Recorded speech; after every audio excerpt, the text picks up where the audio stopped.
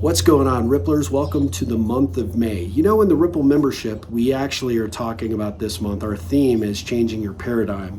But I wanted to share that with you as well. And I wanted to talk about that as it pertains to our perspectives on success.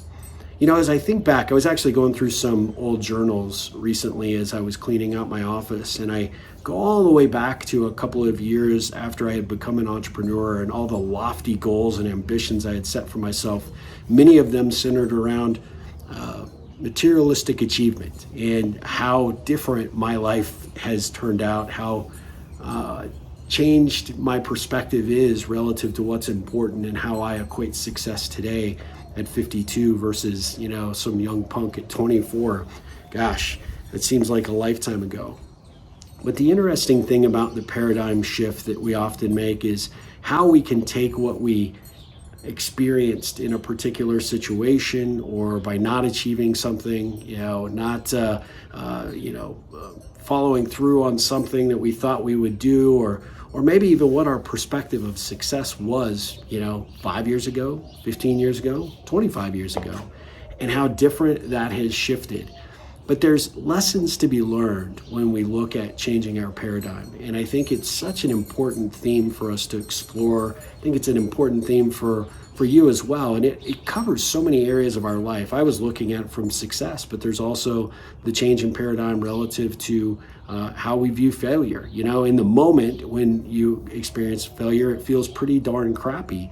But when you get past it, and you get some perspective on it, you realize what worked and what didn't work and what you learned, and just how maybe that failure opened up other doors of opportunity for you to find success a different way.